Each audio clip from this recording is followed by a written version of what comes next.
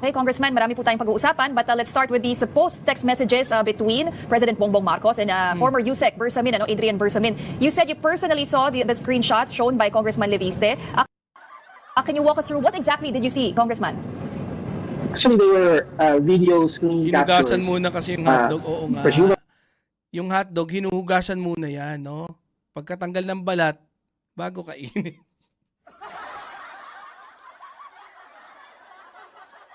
Longgan... Ba't may balat ba yung hotdog? Longganisa yun. Oo nga, no?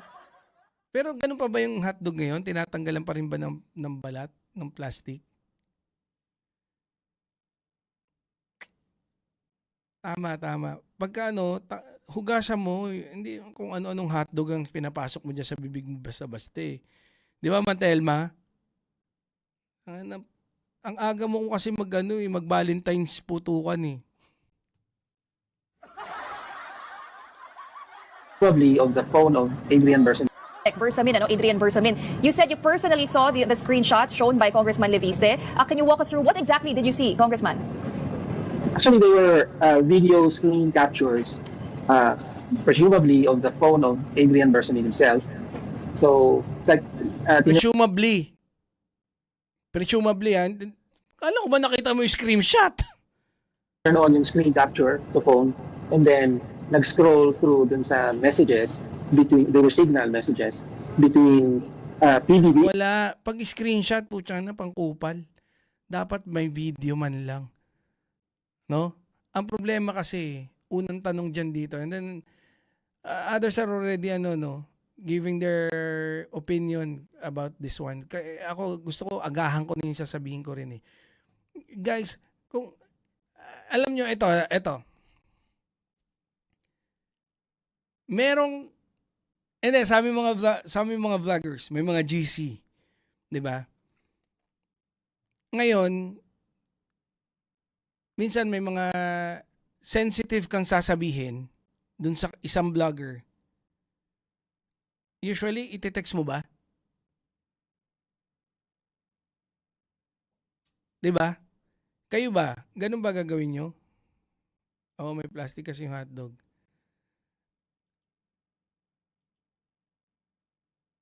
Kayo ba? Kunyari, magkakaroon ng transaksyon na hindi, illegal. Oh. Ano gagawin nyo? Iti-text nyo ba? May screenshot? Pinakita ba? Mas okay na pa yung kay Bryce, alam na disappearing message, kaya pinicturan. Yun nga eh, di ba? Disappearing message. Ito eh. Malabo yun eh. Malabong mag-text. Malabong text. Usually, tawag yun eh. Di ba? Kunyari, mag-uutos ka. O, puntahan mo to, gantong ganyan. Pagka tinext mo, dali na ka na kagad. Eh, ang kaya nga yun din yung concept nung nung disappearing message. Di ba? Para walang trace. Hindi matrace. No. Eh, pag in-screenshot, may mali siya na kasi in-screenshot, do-double crossing ka na nung di ba? Oh. Papalabasin na baka ma-wiretap kaya through text. Yun din. 'Di ba? Presidente magte-text, wala nang oras no? Tita May.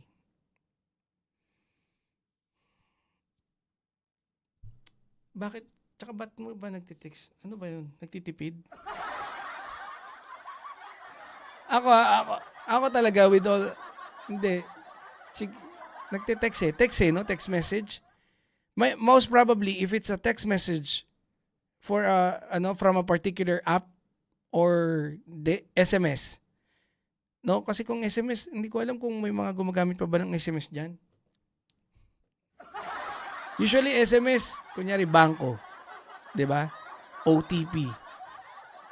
Pero madalas WhatsApp, Viber, di ba mga ganun eh. Saka hindi magte-text si PBBM sa cabinet niya. Nagte-text lang yun sa mga relatives niya. Mas madali ang call sa mga cabinet niya. Correct.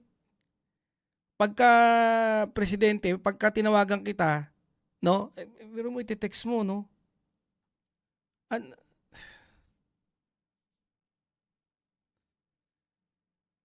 Pagka tinawagan kita tapos bibigyan kita ng isang mission, no? Let's call it a mission kunyari, no? For a particular project. Usually tatawag ko na lang 'yun. Ikaw bahala kung paano mo ililista 'yun.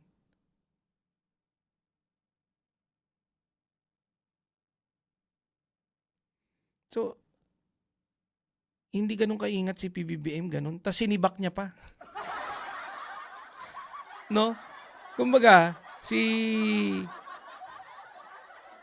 ako ang kinakatakot ko rito kay Tinyo, mamaya iwan ka sa ere ni Libiste, itanggi niya yung sinasabi mo. Pagbalik ni Libiste. Alam ko si Libiste nasa labas ng bansa di ba?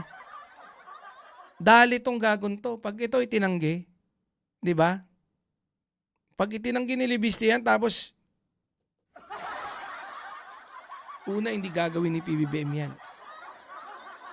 Correct. Yun kagad ang una. Hindi gawain ng presidente namin yan.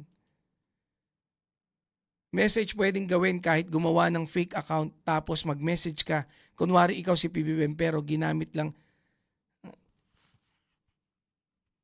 Actually nga ang dami kong ganyan 'Di ba? Nagturo na rin tayo niyan. Kung paano gumawa ng mga fake messages. 'Di ba? Nagsagutan pa. Sino ba pinagsagutan natin? Si Maharlika at saka si Senator Amy. Doon sa ginawa natin na text kunyari. Legit na legit. 'Di ba? Ang ginawa pa natin, na-i-scroll pa. 'Di ba? O pwede nating videoan tapos i-scrollin. Ang daming paraan, madali lang. PM and Adrian Bersamin. So you can see the numbers there, and you can see the messages as they are scrolled through in the video. So that's what we saw. And Ano ba talaga? Screen capture? Hindi pa. Kasi screen capture, okay, screen capture so most probably it's a video. Kung video, maganda to. 'Di ba? Okay. Ang problema, sino nag-screen capture? 'Di ba? So ang nag-screen capture si Bersamin. Yung grandson ni Bersamin.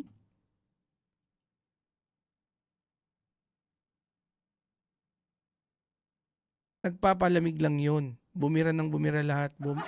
Bumalik sa kanya. Bihira na ang gumagamit ng text message or PM. Ang gamit yung voice message at kasinungalingan lahat ng Lepiste. Gawa-gawa lang ang kwentong yan. May ganyan. Tapos yan ang tanim message pero makikita mo yung number ng cellphone. Hindi pwedeng yun. Pero yung sinasabi niya, it's a video. Correct. captures, presumably of the phone. Can you walk us through what exactly did you see, Congressman? Actually, they were video screen captures, Video screen capture. So it's a video. presumably of the Ma'am phone Luisa of McMillan. Adrian Bersamin himself. Happy So Valentine's. it's like tinurn on yung screen capture sa phone, and then nag-scroll through dun sa messages they were signal messages between Sino? Sino gagawa nun? Sino nag-scroll? Sino nagbigay? No? Akala ko naman inano lang. Kasi ang iba yung ni-record ng binidyohan So, ang pwede lang mag-screen capture, dalawa lang. It's either si PBBM or si Bersamin. So, definitely hindi gagawin ni PBBM yon na magtatabi ng evidence. So, scratch natin yung possibility na si PBBM. So, malamang, etong si Bersamin. Pero ang problema, paano nakuha ni Libiste?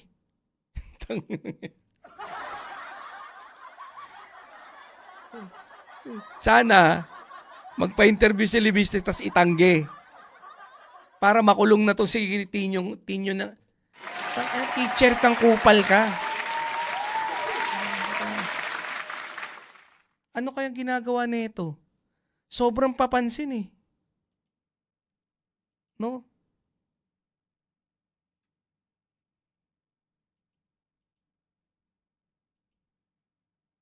Ma'am Luisa Macmillan, shout out. Gawin nila para ibagsak si PBBM. Sa palagay ni Tinyo, may time pang mag-text si PBBM, call yan, pero di siya tatawag sa kausap.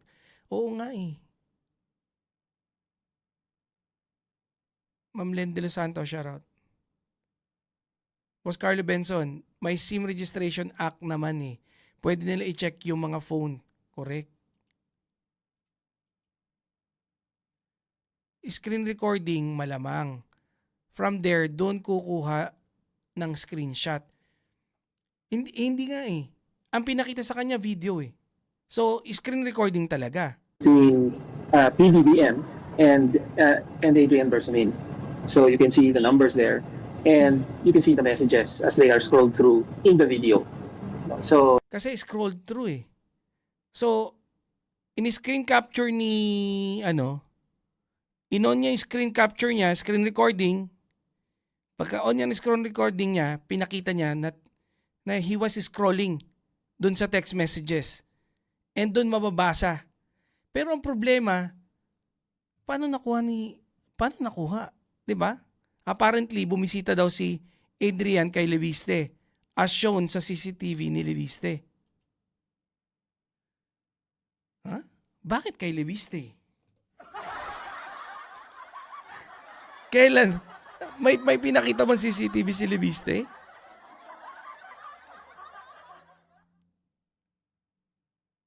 Di ba, bago mamatay yung babaeng sinabunutan niya at kumuha siya ng mga dumukento sa bahay ng namatay. President magbibigay ng instruction through text, dapat dito kay Tinyo, imbitahan sa palasyo para makita, nagtitext pa para magbigay ng instruction. Hindi, wag siya mag-alala, makaka-receive ng text yan. Na iniimbitahan siya. Sino yan? Nakalimutan ko pangalan ng babae at may hilig siya pumasok sa ibang bahay or office. Hindi ko alam eh. Ang isa pa,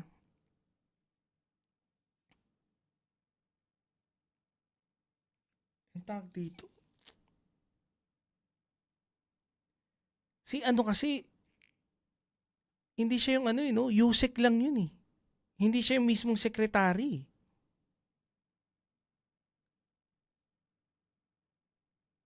Di ba? Yusek lang yun.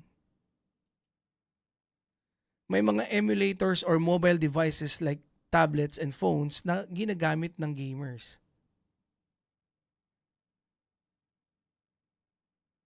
Wala siyang pinapakita na CCTV. Laway lang. May video yan, Bunso. Anong may video? May video na... So that's what we saw, and the messages are from December 2024 to July 2025. Putang haba ng message.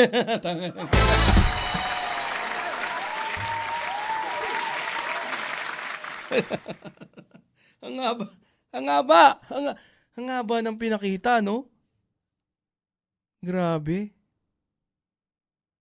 Kitang-kita ang alin. Sino video ng yung bago mamatay yung babae? Sino? Video nino?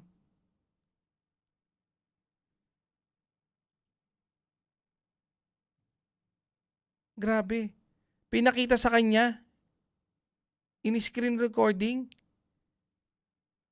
Ilang minuto kaya yan? No? In-scroll, December. Baka naman bihira mag-text si PBBM. From December to July, to June, baka lang, no? Mga once a month lang mag-text. So, mabilis lang. Pwede rin pala. Yung nahulog sa bangin, nakalimutan ko rin pa. Si Cabral.